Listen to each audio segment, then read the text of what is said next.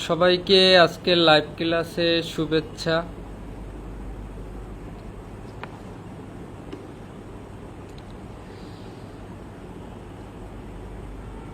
সবাই ক্লাসে প্রবেশ করেন।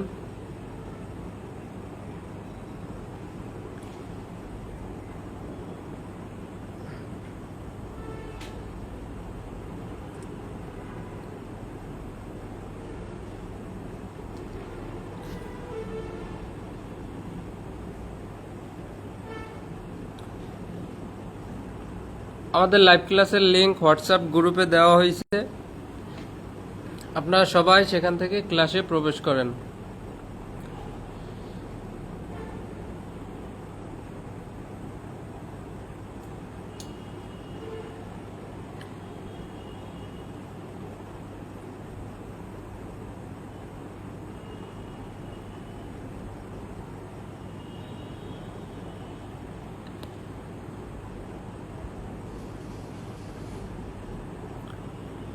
রিপা আক্তারকে ধন্যবাদ ক্লাস শেয়ার করার জন্য। অনুরোধ থাকবে কেউ লেখাপড়া বন্ধ করে দিয়েন না।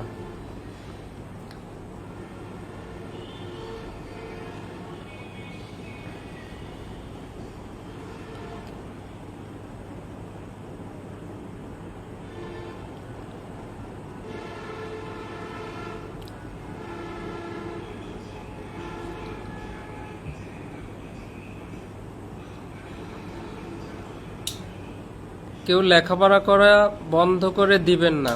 একটা প্রমোশন মানেই আপনার জীবনের ভাগ্য পরিবর্তন। এই প্রমোশনটা পেতে হলে বা জীবনকে পরিবর্তন করতে হলে সবার কাছ থেকে সম্মান পেতে হলে আপনার এই প্রমোশনটা নিতে হবে।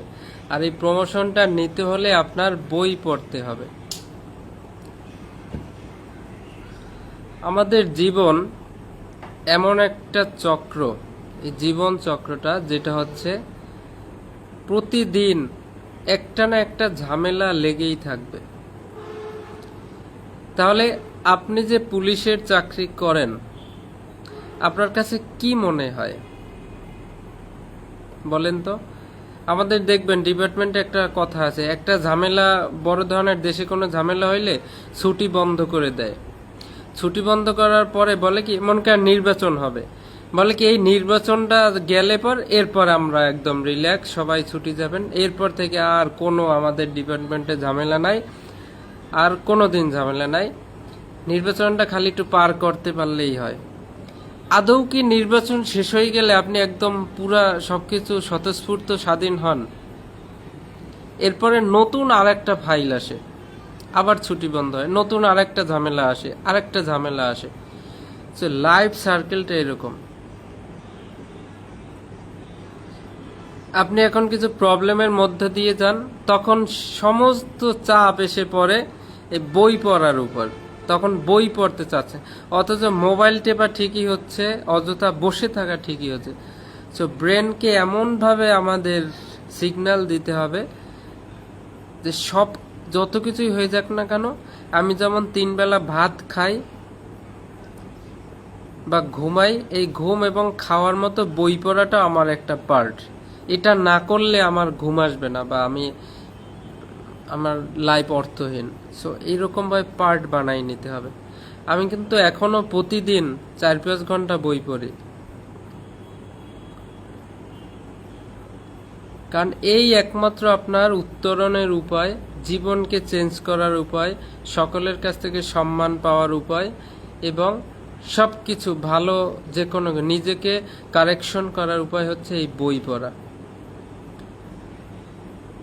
কোনো প্রকার অজুহাত দিয়ে বই পড়াকে বন্ধ করা যাবে না, প্লিজ। আপনি মনে করবেন না যে এই ঝামেলাটা শেষ হইলেই বুঝি আপনার জীবনে শান্তি, জীবনেও না। আপনার লাইফে, প্রত্যেকের আমাদের লাইফে ঝামেলা একটার পর একটা আসতেই হবে। ওর মধ্য দিয়ে আমরা বইও পড়বো, প্রমোশনটাও নিয়ে নেব। So thank you so much. বই পড়ার প্রতি ভালোবাসা রাখবেন।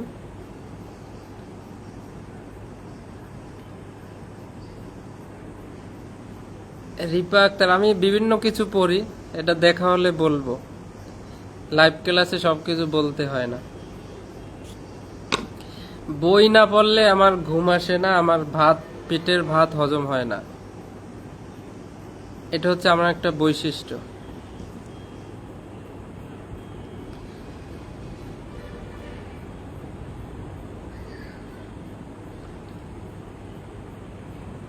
গত ক্লাসে আমরা সাক্ষ্য আইনের বিশেষজ্ঞের অভিমত বা তৃতীয় পক্ষের মতামত, তৃতীয় পক্ষ বা কোনো বিশেষজ্ঞ এক্সপার্ট যদি কোনো বিষয়ে একটা মতামত দেয়, সেটা আদালত গ্রহণ করবে নাকি করবে না, সেইটা বলা হয়েছে ৪৫ থেকে ৫১ ধারাতে। তাহলে একটা লোক বিষক্রিয়ার ফলে মারা গেছে নাকি হত্যা করে তার মুখে বিষ দেওয়া হয়েছে, এইটা নির্ণয় কে করবে? এই বিষয়ে যিনি দক্ষ, এই বিষয়ে যিনি বিশেষজ্ঞ, তো তিনি এইটা নির্ণয় করে, মেডিকেলের মাধ্যমে নির্ণয় করে যে মতামতটা দিবে সেটা আদালতে গ্রহণযোগ্য হবে ৪৫-এ। আবার এই মতামত দিতে গিয়ে তিনি যত বিস্তারিত যত তথ্য উল্লেখ করবেন, ওই যে বলেছিলাম প্রথমে তাকে হাত পা বাঁধা হয়েছে, নির্যাতন করা হয়েছে, তারপরে গলা টিপে হত্যা করা হয়েছে, পরে মুখে বিষ ঢেলে দেওয়া হয়েছে, এই বিস্তারিত তথ্যগুলো যেগুলো উল্লেখ করবে এইগুলাও আদালত গ্রহণযোগ্য হবে, এগুলাও আদালতে গ্রহণযোগ্য হবে।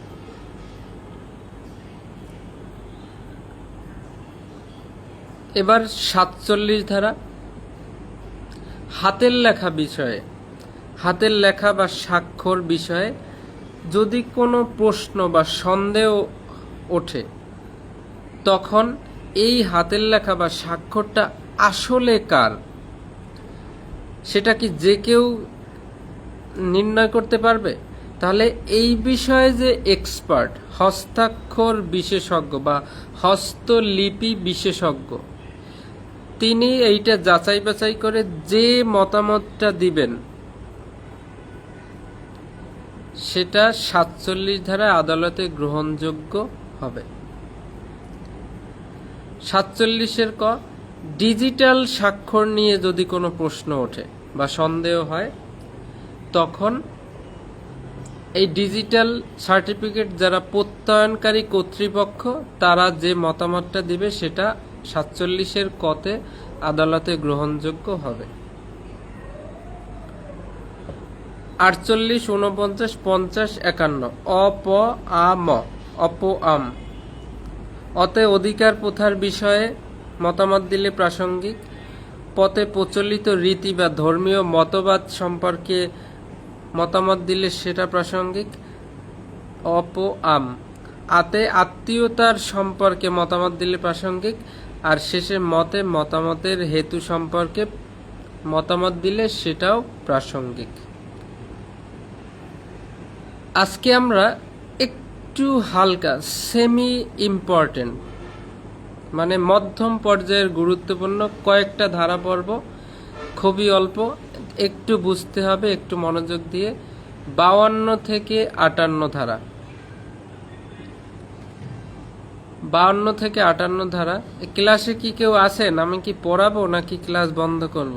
একটু কমেন্ট করেন তো। মনে হচ্ছে যেন কারো পড়ালেখার প্রতি আগ্রহ নাই। আমি সেই বরিশাল আড়াইব থেকে এই হাইওয়ে থানায় এসে আমাকে বেড দিয়েছে, পড়ার জন্য অন্যের একটা টেবিল পর্যন্ত নিয়ে আসছি, লাইটিং আনছি, শুধু আপনাদের যেন সিলেবাসটা আমি কমপ্লিট করতে পারি। আপনারা কি করছেন?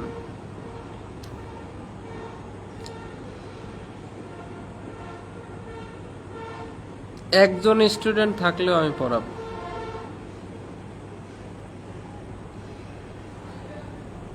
তাহলে ৫২ থেকে ৫৮ ধারা একটু বোঝার চেষ্টা করেন, জাস্ট রিল্যাক্স, আপনি মাইন্ডটাকে ঠান্ডা করেন। ৫২ ধারা যাদের বই আছে দেখেন, দেওয়ানি মামলার ক্ষেত্রে কথিত চরিত্র বা আচরণ আদালতে অপ্রাসঙ্গিক, অপ্রাসঙ্গিক মানে আপনারা অনেক সময় বলে বসেন না যে 2-3 জন কথা বলতেছেন, তুই অপ্রাসঙ্গিক কথা বলিস না। অপ্রাসঙ্গিক মানে কি? গ্রহণযোগ্য নয়। দেওয়ানি মামলার ক্ষেত্রে, তাহলে দেওয়ানি মামলা কোনটা? মামলা কয় প্রকারের? 2 প্রকার। একটা ফৌজদারি মামলা আর একটা দেওয়ানি মামলা। ফৌজদারি মামলা কোনটা? এই যে নর্মাল, যে মারামারি, চুরি, ডাকাতি, দস্যুতা, ধর্ষণ, খুন, রাহাজানি, এই সমস্ত কিছু বডিকে শাস্তি দেওয়ার জন্য, শরীরকে শাস্তি দেওয়ার জন্য যে মামলাগুলো, সেগুলো দেওয়ানি, সেইগুলো হচ্ছে ফৌজদারি।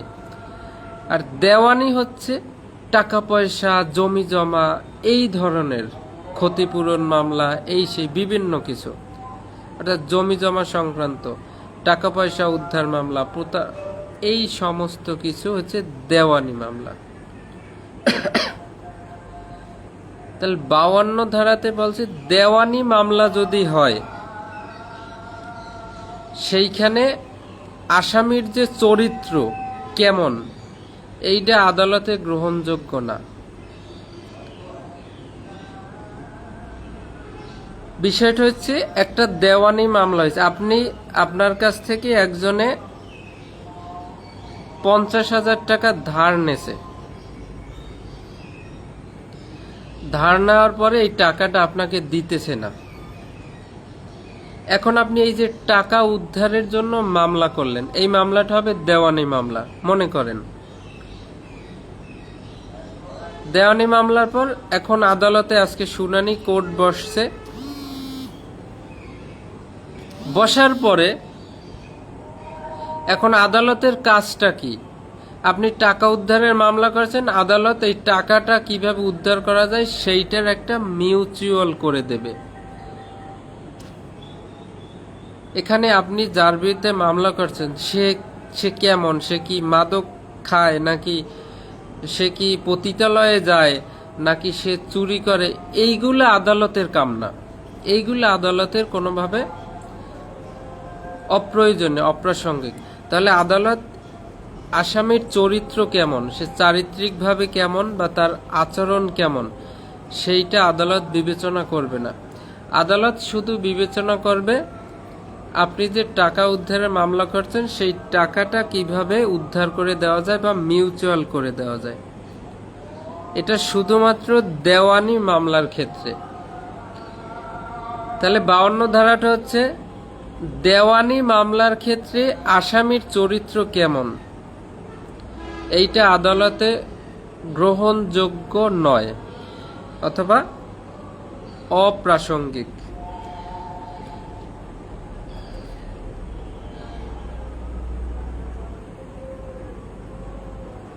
দেওয়ানি মামলায় আসামির চরিত্র কেমন,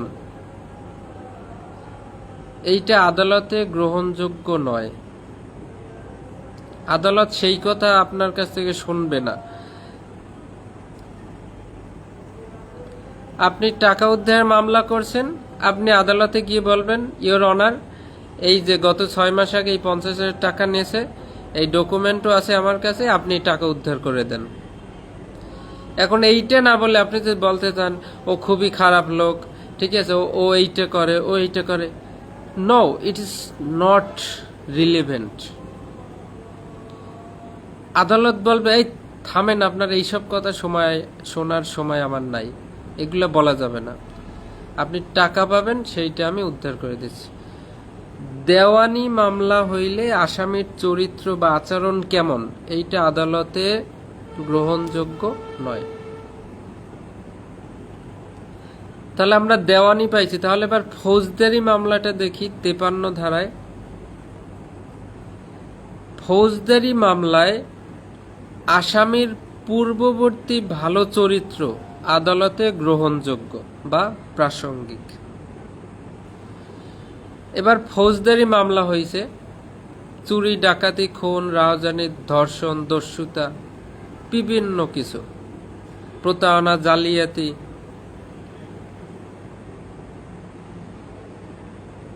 ফৌজদারি মামলা যে আসামির বিরুদ্ধে হয়েছে, এই আসামির পূর্ববর্তী আচরণ, অর্থাৎ মামলা হওয়ার আগে সে কেমন লোক ছিল, সেটা কিন্তু আদালতে গ্রহণযোগ্য। কেমন? মনে করেন একজন সৎ লোক, প্রাইমারি স্কুলের টিচার, শিক্ষক। সে ছোটবেলা থেকে খুবই সৎ, এলাকার লোক সবাই তাকে চেনে একজন সৎ লোক।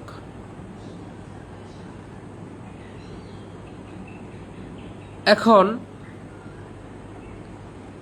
তিনি স্কুল থেকে বাড়ি ফেরার পথে মনে করেন একটা স্বর্ণের দুল রাস্তায় পেল, উনি এইটা বাড়িতে নিয়ে আসছে। অথবা 1 লক্ষ টাকার একটা চেক পাইল, পাওয়ার পরে তিনি বাড়িতে নিয়ে আসছে। এখন যার চেক হারাইছে সে মামলা করলো, তারপর এই টিচারকে কোর্টে উঠানো হলো। এই টিচার কিন্তু আত্মসাৎ করার উদ্দেশ্যে নেয় নাই, সে ভাবতেছে চেকটা আমি বাসায় নিয়ে যাই, নিয়ে এই যে মালিককে খুঁজে বের করে আমি তাকে মালিককে ফেরত দিয়ে দেব। মালিককে ফেরত দেওয়ার জন্য সে রাখছে। ইতিমধ্যে মামলা হয়ে গেছে, তাকে কোর্টে উঠানো হলো। এখন আদালত যখন তার বিরুদ্ধে কোর্ট চলতেছে, তখন তার PC previous character, PR profile report, PCPR মানে হচ্ছে প্রিভিয়াস ক্যারেক্টার প্রোফাইল রিপোর্ট, অর্থাৎ তার পূর্ববর্তী আচরণ কেমন। তখন যদি আদালত দেখে যে হ্যাঁ সে পূর্ববর্তী আচরণ খুবই ভালো, তখন এইটা আদালতে গ্রহণযোগ্য হবে যে সে একজন সৎ মানুষ, সে হয়তো এটা ফিরিয়ে দেওয়ার জন্যই তার কাছে নিয়ে রাখছে। তাহলে ফৌজদারি মামলা কারো বিরুদ্ধে হলে সেই আসামির পূর্বের যদি ভালো চরিত্র থাকে, সেই ভালো চরিত্রটা গ্রহণযোগ্য হবে।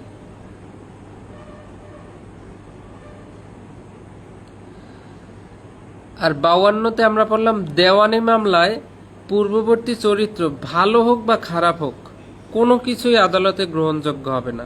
এগুলো শোনার সময় নাই। আপনার প্রতিবেশীর সাথে অথবা ঘরের পাশের ঘরের লোকের সাথে আপনার জমি জমা নিয়ে একটা মামলা করছেন, আপনি এর মধ্যে 2% পাবেন। এখন আপনি গিয়ে আদালতে বললেন, ইওর অনার এই দলিলও আছে আমার কাছে, আমি 2% পাবো। এখন আপনি যদি সেখানে বলেন আসামির এই দোষ আছে, আসামি এই করে, ঠিক আছে, হে অমুক অমুক জায়গায় হে 2টা বিয়ে করছে, 5টা বিয়ে করছে, এগুলো তো শোনার দরকার নাই। অথবা আসামি আগে খুব ভালো ছিল, এখন কেমন যেন হয়ে গেছে, এগুলো দরকার নাই। 52 ধারায় বলছে এইসব কথা গ্রহণযোগ্য হবে না। দেওয়ানি মামলা আপনি যে জায়গা পাবেন, সেই জায়গা নিয়ে কথা হবে, সে ভালো নাকি খারাপ, এগুলো কোনো গ্রহণযোগ্য। তবে ফৌজদারি মামলায় 53 ধারায় বলছে আসামির যদি ভালো চরিত্র থাকে, মামলা হওয়ার আগে তার যদি ভালো চরিত্র থাকে, সেইটা আদালতে গ্রহণযোগ্য। সেই বিষয়ে আপনি বলতে পারবেন যে স্যার যদিও এই লোকটা আমার 1 লক্ষ টাকার চেক, আসামি পক্ষের উকিল বলবে যদিও আমার মক্কেল এই 1 লক্ষ টাকার চেক রাস্তায় পেয়েছে, বাসায় নিয়ে গেছে হয়তো ফিরিয়ে দেওয়ার উদ্দেশ্যে, কিন্তু ইওর অনার একটা বিষয় হচ্ছে কি, আমার এই মক্কেল ছোটবেলা থেকে আজ পর্যন্ত কোনো একটা ব্যাড রেকর্ড নাই।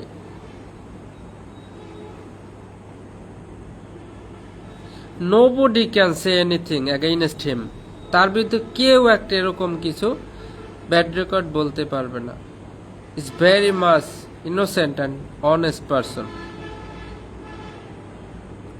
এই যে একটা ভালো চরিত্র, এই বিষয়ে আদালতে বলতে পারবেন এবং আদালতে এটা গ্রহণযোগ্য হবে। যদি এখানে 1 লক্ষ টাকার চেক নিয়ে মামলা অথবা স্বর্ণের দুলটা নিয়ে মামলা, তারপরও ভালো চরিত্র সম্পর্কে আপনি বলতে পারবেন, আদালতে গ্রহণযোগ্য হবে। এটা হচ্ছে 53। আবার 54 ধারায় পূর্ববর্তী অসৎ চরিত্র উত্তরদান প্রসঙ্গ ব্যতীত অন্যভাবে প্রাসঙ্গিক নয়। পূর্ববর্তী অসৎ চরিত্র উত্তরদান প্রসঙ্গ ব্যতীত অন্যভাবে প্রাসঙ্গিক নয়। কি বুঝলেন? এই সাক্ষ্য আইনের হেডিং কিছুই বোঝা যায় না।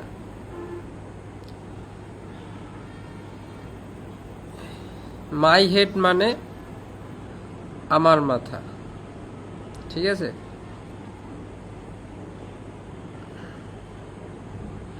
বাবা তার মেয়েকে পড়াচ্ছে,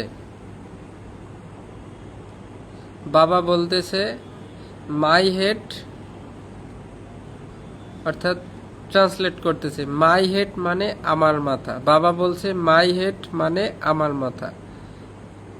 একটু পর মেয়েকে জিজ্ঞেস করছে, মা তুমি বলো তো মাই হেড মানে কি? বলে বাবার মাথা। ওই যে বাবা আগে বলছে মাই হেড মানে আমার মাথা। তারপর মেয়েকে যখন জিজ্ঞেস করা হয় মাই হেড মানে কি, বলে বাবার মাথা। সেই 54 ধারা বা এই যে সাক্ষ্য আইনের হেডিং আমার মাথা। পূর্ববর্তী অসৎ চরিত্র মানে আসামির পূর্বে যে অসৎ চরিত্র বা আসামি খারাপ লোক ছিল, এটা উত্তরদান প্রসঙ্গ ব্যতীত অন্যভাবে প্রাসঙ্গিক নয়।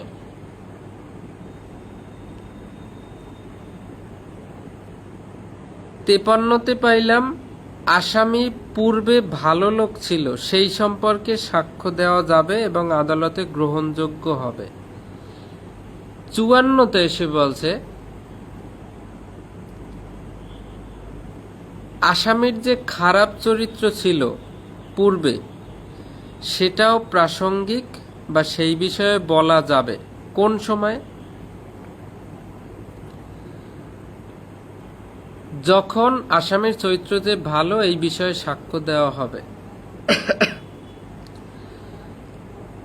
মনে করেন, সাক্ষ্য আইন উদাহরণ দিয়ে বুঝতে হবে।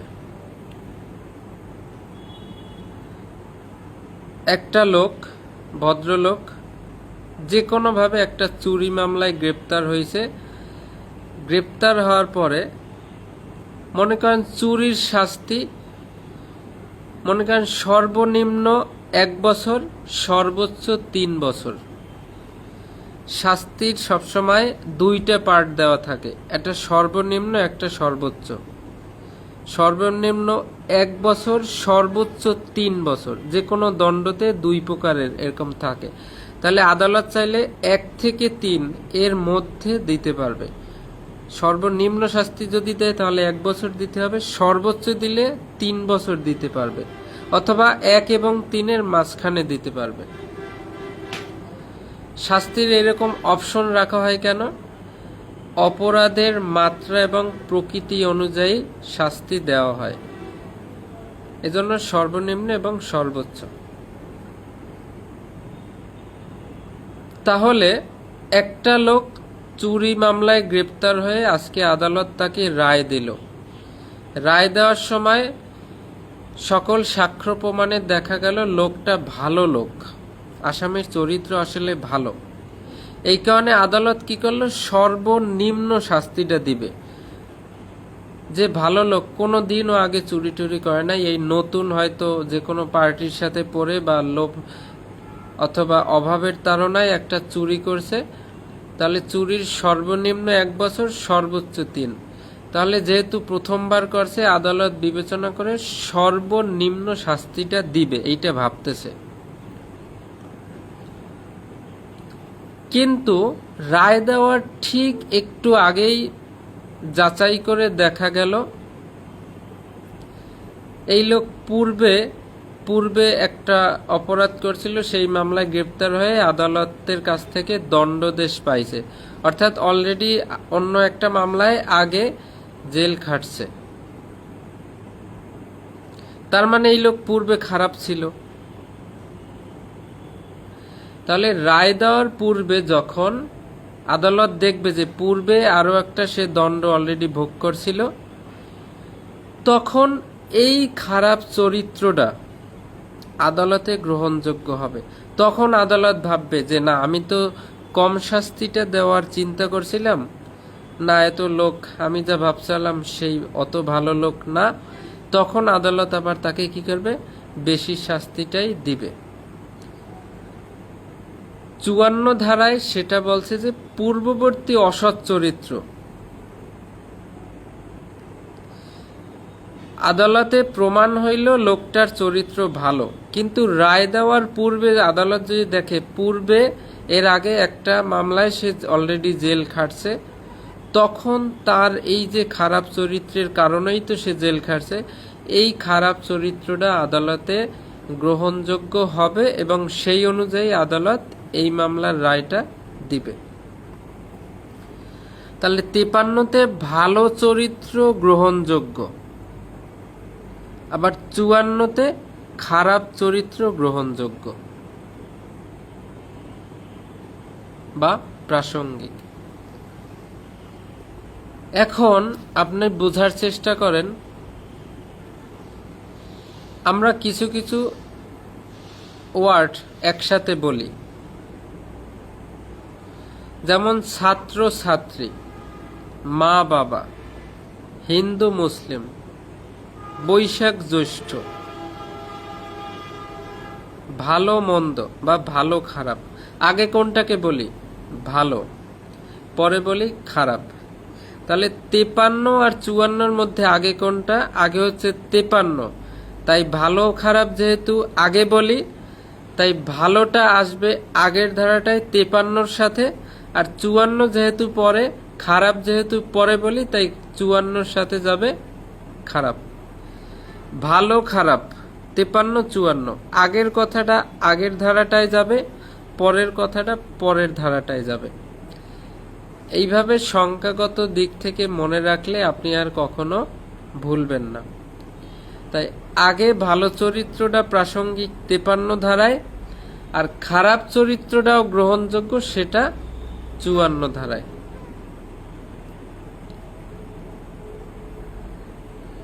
রিপা আক্তার, ঠিক আছে, আমি তোমার এই লেখাটা হয়তো আমি বুঝতেছি, সবাই বুঝবে না, তাই আমি একটু ভেঙে ভেঙে বললাম। আসামির চরিত্র সৎ এই বিষয়ে সাক্ষ্য দেওয়ার পর তার যে অসৎ চরিত্র আছে এটা প্রাসঙ্গিক হবে। অর্থাৎ সাক্ষ্য প্রমাণে প্রমাণিত হইলেও আসামির চরিত্র খুবই ভালো, কিন্তু আদালত রায় দিতে গিয়ে দেখে আরে এ তো আগে একটা মামলায় জেল খাটছে, তখন ওই যে আগের যে অসৎ চরিত্রটা তখন আদালতে গ্রহণযোগ্য হবে বা প্রাসঙ্গিক হবে। তাহলে ভালো খারাপ 53 54, ভালো আগে 53 আগে, তাই 53-র সাথে ভালো চরিত্র প্রাসঙ্গিক, 54 পরে, খারাপ পরে, তাই খারাপ 54 ধারাতে প্রাসঙ্গিক। তাহলে 53 আর 54 এটা হচ্ছে ফৌজদারি মামলার ক্ষেত্রে, আর 52 আর 55 এই দুইটা হবে দেওয়ানি মামলার ক্ষেত্রে। 55 ধারাটা সবাই একটু শুনে যান। ক্ষতিপূরণ নির্ণয়ে চরিত্রের গুরুত্ব। 52 আর 55 প্রথমটা এবং শেষেরটা এই দুইটা হচ্ছে দেওয়ানি মামলা, আর 53 54 এই দুইটা হচ্ছে ফৌজদারি মামলা। ক্ষতিপূরণ মামলা হচ্ছে দেওয়ানি মামলা। এই ক্ষতিপূরণ নির্ণয়ে চরিত্রের গুরুত্ব 52 ধারাতে আমরা পড়ছিলাম দেওয়ানি মামলা হইলে আসামির চরিত্র ভালো নাকি খারাপ এগুলো আদালতে এসব বিষয়ে কোনো কথা গ্রহণযোগ্য হবে না, কিন্তু 55 ধারায় বলছে যে ক্ষতিপূরণের বিষয়ে চরিত্রটা প্রাসঙ্গিক হবে। কিরকম একটু উদাহরণ দিয়ে আমরা বুঝি। গত সপ্তাহে একটা নিউজ ভাইরাল হয়েছিল,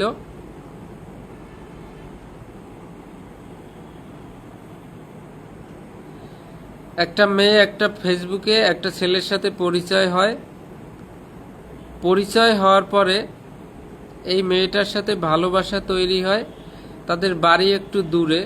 তারপর ওই ছেলেটাকে ওই মেয়ের মা তিনি বললেন যে বাবা আসো আমাদের বাড়িতে বেড়াই যাও। ছেলেটা তো সৎ বিশ্বাসে সরল বিশ্বাসে এই মেয়ের বাড়িতে আসছে। আসার পরে মেয়ের মা কি করলো, ছেলেটাকে বলল নাও তোমরা একটু আলাদাভাবে কথা বলো। এই আলাদাভাবে এক রুমে ছেলে আর মেয়েকে কথা বলতে দিয়ে মেয়ের মা বাহির থেকে দরজা আটকাই দিয়েছে। আটকাইয়ে দিয়ে এলাকাবাসীকে ডাক দিয়েছে, এই আমার মেয়ের সাথে এই একা করতে আসছে, আমি এই যে আটকাই রাখছি। তখন এলাকাবাসী তাদেরকে বিয়ে দিয়ে দিল। বিয়ে দেওয়ার পরে 1 সপ্তাহ পরেই বলতেছে এই মেয়ে থাকবে না। তাহলে ওই যে 10 লাখ টাকা কাবিন দিয়ে বিয়ে দেওয়া হলো, দেওয়ার পরে 1 সপ্তাহ পরেই মেয়ে বলতেছে আমার কাবিনের টাকা দিয়ে দাও, আমি তোমার সাথে সংসার করব না। পরে দেখা গেল এই লোকের, এই মেয়ে এবং এই মা, এই ব্যবসাটাই হচ্ছে এটা। 2 দিন পর পর নতুন নতুন কাবিন নিয়ে বিয়ে করে, আর 1 সপ্তাহ 1 মাস পর বলে কি আমি তোমার সাথে থাকবো না, আমার কাবিনের টাকাটা দিয়ে দাও।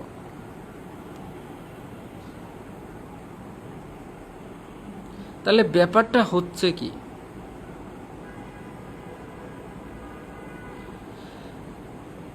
এই ধরনের দেওয়ানি মামলায়, অর্থাৎ এই মেয়েটা, এই ছেলেটা যদি টাকা না দেয় কাবিনের টাকা, তখন মেয়েটা আদালতে যাবে, ক্ষতিপূরণ মামলা করবে বা কাবিনের টাকা পাওয়ার মামলা করবে। মামলা পাওয়ার পরে আদালত যদি দেখে যে এই লোকেরা, এই মেয়েটা দীর্ঘদিন ধরে এই কাজটাই করতেছে, বারবার সে এইটা করতেছে আর ক্ষতিপূরণ আদায় করতেছে, এর চরিত্রটাই এইরকম, তো ক্ষতিপূরণ মামলায় যদি এরকম আদালত যদি দেখতে পায় যে এই মেয়েটা মামলাবাজ বা এইরকম বিভিন্ন বিবাহ করে প্রতারণা করে শুধু কাবিনের টাকা নিয়ে নেয়, হাতিয়ে নেয়, তখন এই মেয়েটার যে চরিত্র এইরকম, সেই চরিত্রটা আদালতে গ্রহণযোগ্য হবে। অর্থাৎ সে ইচ্ছা করেই এই কাজগুলো করে এবং মানুষের কাছ থেকে ক্ষতিপূরণ আদায় করে। আদালত যদি এটা দেখতে পায় তখন এই মেয়েটার যে এই ধরনের চরিত্র আদালতে গ্রহণযোগ্য হবে, আদালতে প্রাসঙ্গিক হবে। ক্ষতিপূরণ নির্ণয়ে চরিত্রের গুরুত্ব। 52 এবং 55 মূলত আসামির চরিত্র নিয়ে বলা হয়েছে 52 থেকে 55 ধারা পর্যন্ত। 52, 53, 54, 55 4টা ধারা। এর প্রথম 52 এবং শেষ হচ্ছে 55। এই প্রথমটা এবং শেষটা হচ্ছে দেওয়ানি মামলার, আর 53, 54 মাঝখানে 2টা হচ্ছে ফৌজদারি মামলার। 52 ধারা দেওয়ানি মামলার ক্ষেত্রে সেখানে বলছে দেওয়ানি মামলা করতে আসছেন, ঠিক আছে, জায়গা জমি বা টাকা পয়সা যেটা নিয়ে শুধুমাত্র সেই বিষয়ে কথা হবে, আসামি ভালো নাকি খারাপ এই বিষয়ে কোনো কথা হবে না, গ্রহণযোগ্য নয়। কিন্তু 55তে এসে বলছে হ্যাঁ দেওয়ানি মামলায় চরিত্র গুরুত্ব পাবে বা গ্রহণযোগ্য হবে যখন ক্ষতিপূরণের মামলা হবে, এবং এই ক্ষতিপূরণটা কিভাবে হচ্ছে, আসামির চরিত্রই কি এইটা বারবার বিভিন্নভাবে মামলাবাজি করে ক্ষতিপূরণ আদায় করতেছে, এরকম প্রমাণ হইলে 55 ধারাতে দেওয়ানি মামলায়ও চরিত্র প্রাসঙ্গিক হবে। আর 53, 54 হচ্ছে ফৌজদারি মামলায় ভালো খারাপ, ভালো যেহেতু আগে বলি তাই ভালো চরিত্র প্রাসঙ্গিক 53তে, আর খারাপ চরিত্র এটা হচ্ছে 54 ধারায়।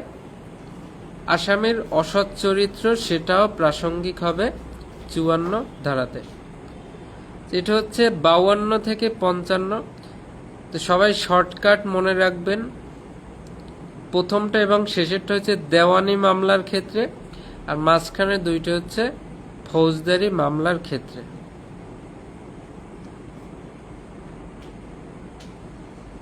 সবাই এই পর্যন্ত বুঝতে পারছেন কিনা ছোট করে লেখেন।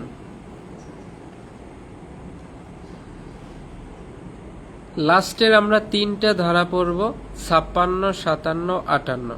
প্রত্যেকটা ধারা এক লাইনের, খুবই সহজ সুন্দর। লিখিত প্রশ্ন হবে না, তবে এমসিকিউ হতে পারে। আমাদের 24 সালে একটা এমসিকিউ হয়েছিল।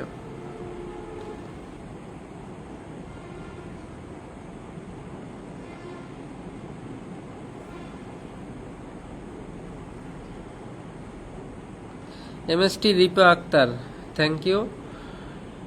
এভাবে আমরা যদি একটু বুঝে বুঝে পড়ি, তাহলে এর মধ্যে থেকে এমসিকিউ আসলেও পারবো। আর সাক্ষ্য আইনের লিখিত প্রশ্ন খুবই ছোট আকারে হয়, এক লাইনে উত্তর। শুধু আপনি মূল ধারাটা বোঝার চেষ্টা করেন, আপনি পারবেন। আমাদের আজকে 56, 57, 58 আজকের ক্লাসের লাস্ট 3টে ধারা, খুবই সহজ। 56 ধারায় বলছে যে সমস্ত বিষয় বিচারকের দৃষ্টিগোচরে আছে বা বিচারক অলরেডি জানে, সেইগুলো আপনার প্রমাণ করার প্রয়োজন নাই।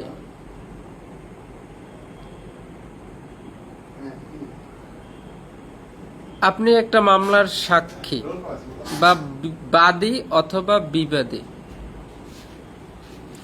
আপনি মামলা করলেন,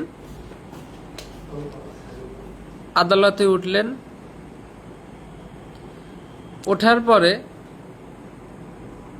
বিচারক বা জজ সাহেবকে বললেন, জজ সাহেব, সূর্য কিন্তু পূর্ব দিকে উদিত হয়। এখন সূর্য যে পূর্ব দিকে উদিত হয়, এটা কি জজ সাহেব জানে নাকি জানে না? এটা অলরেডি জজ সাহেব জানে। এরকম বিষয়গুলো বিচারক অলরেডি যেগুলো জানে, সেগুলো আপনার প্রমাণ করার প্রয়োজন নাই। মনে করেন আমাদের দেশে কিছু কিছু ভিডিও ভাইরাল হয়, যেসব ঘটনার ভিডিও আগেই ভাইরাল হয়ে গেছে, সেটা তো অলরেডি জজ সাহেব জানে, সেইটা আপনার প্রমাণ করার প্রয়োজন নাই। আমাদের দেশে একটা সিডর হয়েছিল, এটা কিন্তু জজ সাহেব জানে। একটা করোনা ভাইরাস হয়েছিল, এটা কিন্তু জজ সাহেব জানে। আমাদের দেশে বিডিআর বিদ্রোহ হয়েছে, এটা কি জজ সাহেব জানে নাকি জানে না? জানে। আপনি উঠে বললেন, জজ সাহেব আপনি তো জানেন না 2024 সালের 5ই আগস্ট সরকার পতন হয়েছে, সেখানে অনেক লোক মারা গেছে, আমার কাছে ভিডিও ফুটেজ আছে। আরে ভাই, এগুলো আপনার বলার দরকার না, এগুলো জজ সাহেব জানে, আপনি বোঝার চেষ্টা করেন। তো এইরকম বিচারক অলরেডি যেগুলো জানে, সেগুলো আপনার প্রমাণ করার দরকার নাই। 56 ধারায় প্রমাণ করার প্রয়োজন নাই। তাহলে 57 ধারায় কি?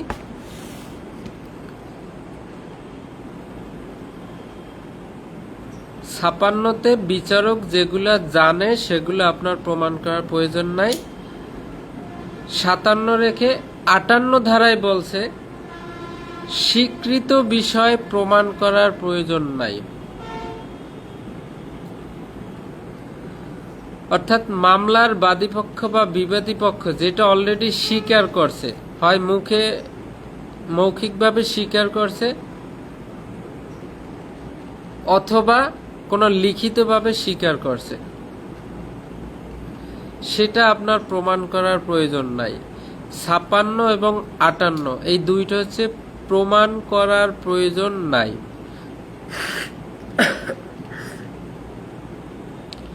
56তে বলছে বিচারক অলরেডি যেগুলো জানে, অবগত আছে, সেগুলো প্রমাণ করার প্রয়োজন নাই। 58 ধারায় বলছে স্বীকৃত, বাদীপক্ষ বিবাদী পক্ষ অথবা সাক্ষী যেটা স্বীকার করছে অলরেডি, সেটা আবার নতুন করে প্রমাণ করার প্রয়োজন নাই। আপনি জায়গা জমি নিয়ে মামলা করলেন আপনার পাশের ঘরের লোকের সাথে বা আপনার চাচার বিরুদ্ধে, আপনি মামলা করলেন, আপনার চাচার জমির মধ্যে আপনি 10% পাবেন। এখন চাচা কোর্টে এসে স্বীকার করলো অথবা লিখিতভাবে স্বীকার করলো, হ্যাঁ বাতিজা আমার কাছে আমার জায়গার মধ্যে 10% পাবে, তাহলে এইটা স্বীকার করলো। স্বীকার করার পর এইটা এখন আর আপনার প্রমাণ করার প্রয়োজন নাই যে দেখেন এই দাগ নাম্বার, এই মৌজা, এইতে আমি 10% পাবো। নো, আর দরকার নাই। অলরেডি অপরাধটা যদি স্বীকার করে ফেলে কেউ, তাহলে ওটা নতুন করে আর আপনার প্রমাণ করার প্রয়োজন নাই। 56তে আদালতের বিচারক অলরেডি যেটা জানে সেটা প্রমাণ করার প্রয়োজন নাই। 58তে যেই বিষয়টা অলরেডি স্বীকার করা হয়েছে সেটা প্রমাণ করার প্রয়োজন নাই। আর মাঝখানে আছে 57 ধারা।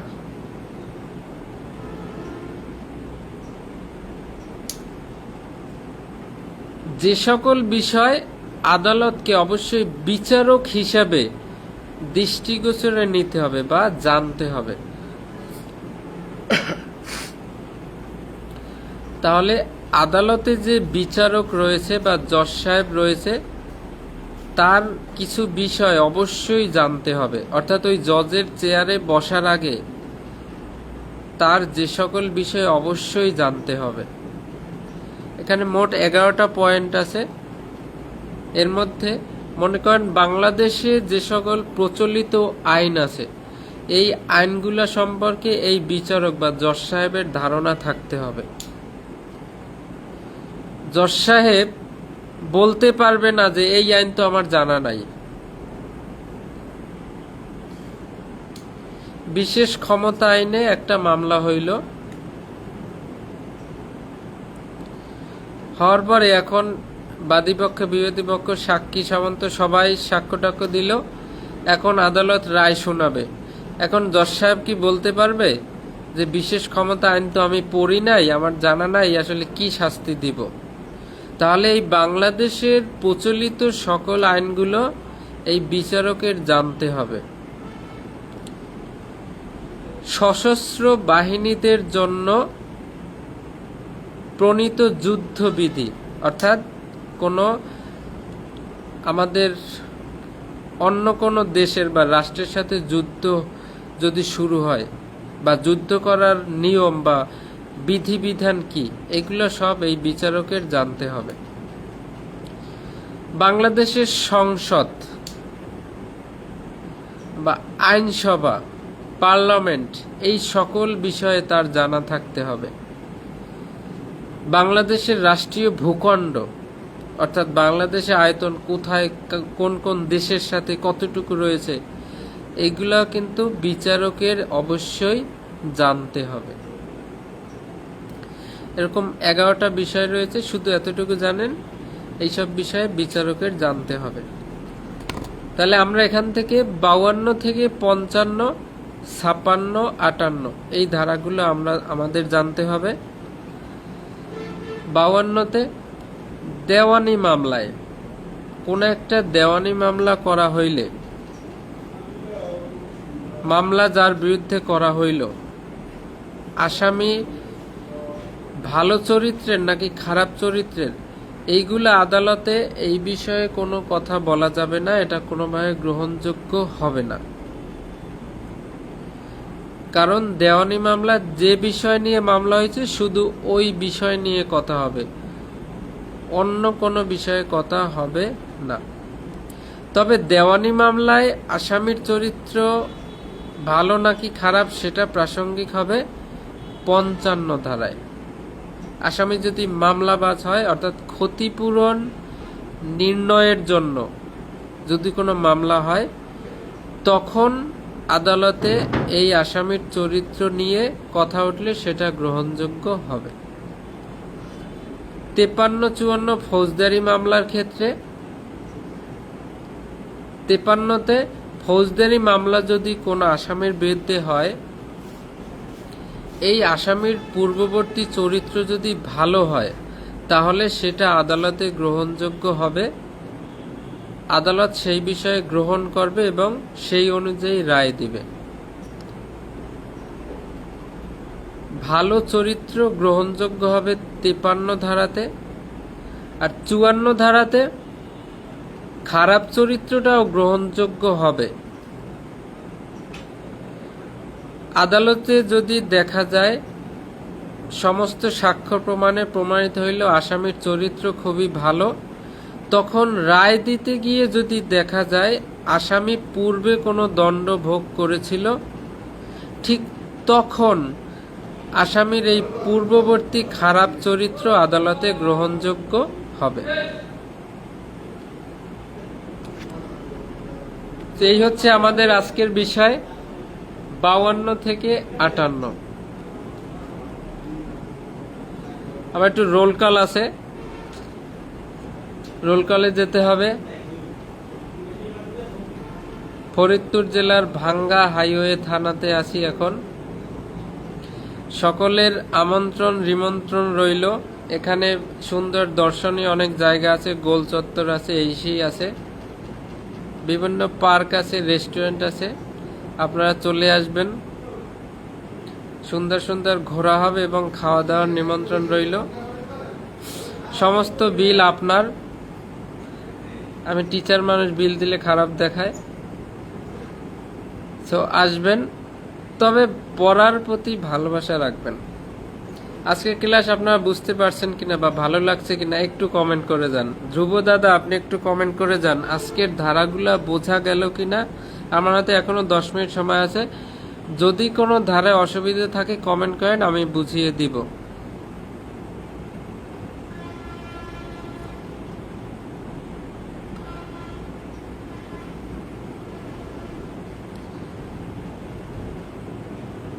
সাক্ষ্য আইনের অর্ধেক শেষ, আর 1 সপ্তাহের মধ্যে বা 10 দিনের মধ্যে সাক্ষ্য আইন শেষ। তারপর আমরা পিআরবি পড়ব। সাক্ষ্য আইন পড়ানো শেষ হইলেই আপনারা সাক্ষ্য আইনের প্রশ্ন পড়ে মুখস্থ করে ফেলবেন।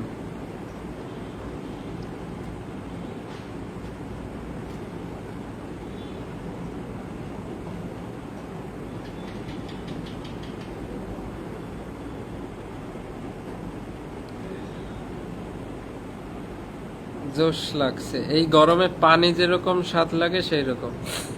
Thank you so much Aminul Haque Shakil. তোমাকে নিয়ে অনেক গল্প বলার আছে, অনেক, অজস্র গল্প। আর এই গল্পগুলো আমি ক্লাসে ঢুকলে আমার অটোমেটিক এসে যায়, ঠিক আছে? Thank you so much. Shambhu দাদা, তার বাচ্চা অসুস্থ, সেজন্য সে বাচ্চাকে নিয়ে হসপিটালে গিয়েছে। এই মুহূর্তে যাদের ছোট বাচ্চা আছে খুবই ডেঞ্জারাস, গরমে বিভিন্ন ধরনের রোগ বালাই, জ্বর, ঠান্ডা, কাশি হঠাৎ হঠাৎ এসে যায়। So those who have children, infant child, so take care of them properly. তাদের বাচ্চার যত্ন নেবেন আর নিজেদেরও যত্ন নেবেন। আগামী ক্লাসে আমন্ত্রণ রইল। ধন্যবাদ সবাইকে, শুভরাত্রি।